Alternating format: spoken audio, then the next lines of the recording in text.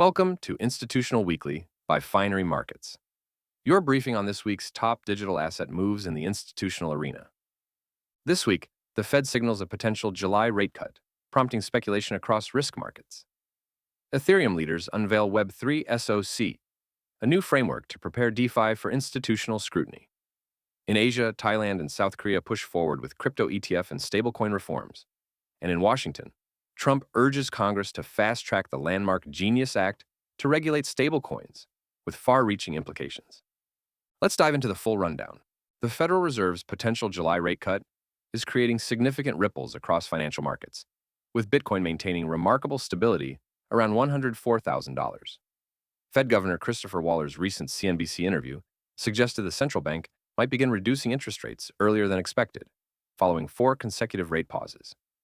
Market sentiment, however, shows declining confidence in a July cut, with CME FedWatch indicating only a 14% probability, down from 28% a month ago. The relationship between monetary policy and crypto markets adds another layer of complexity to the situation. Bitcoin's historical performance during rate cuts, including last year's significant surge during a full percentage point reduction, suggests potential upside if the Fed pivots to easing. However, the situation remains fluid, with mixed signals from various quarters, including Trump's criticism of Fed Chair Powell and divergent internal Fed forecasts, creating uncertainty in both traditional and crypto markets.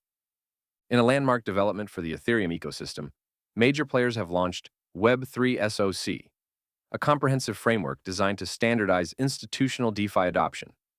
This initiative, backed by prominent names like Uniswap Labs, Morpho, Maple Finance, Kiln, and Stakehouse Financial, introduces a sophisticated tiered maturity system, ranging from nascent to enterprise-grade protocols.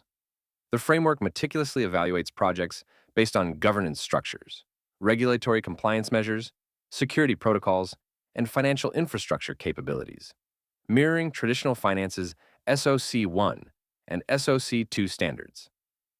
Thailand's regulatory landscape is undergoing significant transformation with the Securities and Exchange Commission's public consultation on digital asset listing rules. The proposed reforms would allow exchanges to list self-issued tokens, provided they meet enhanced disclosure and governance requirements. This initiative, open for feedback until July 21st, represents Thailand's broader push to establish itself as a crypto-friendly financial hub in Southeast Asia. South Korea is making ambitious moves in the crypto space with the Financial Services Commission's plan to introduce spot crypto ETFs and won-based stablecoins by late 2025. This comprehensive roadmap addresses crucial aspects like custody, operations, investor protection, and risk management. The initiative aligns with President Lee Jae-myung's campaign promises and follows the successful launch of spot Bitcoin ETFs in other jurisdictions, positioning South Korea as a potential leader in regulated crypto products.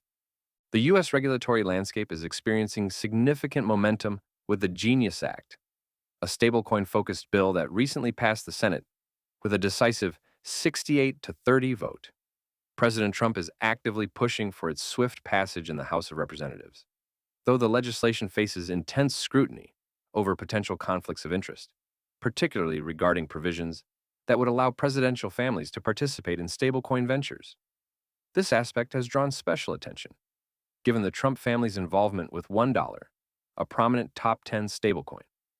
The bill's journey through Congress highlights the growing importance of stablecoins in global finance and the U.S.'s ambition to lead in digital asset regulation. However, ongoing debates continue about whether to integrate the Genius Act with other crypto oversight proposals like the Stable and Clarity Acts. This discussion reflects the complex nature of cryptocurrency regulation and the need for comprehensive oversight frameworks. Thanks for tuning in to Institutional Weekly by Finery Markets. For more insights shaping the digital asset space, follow us on LinkedIn and subscribe to stay ahead of the curve. We'll be back next week with more market-moving updates.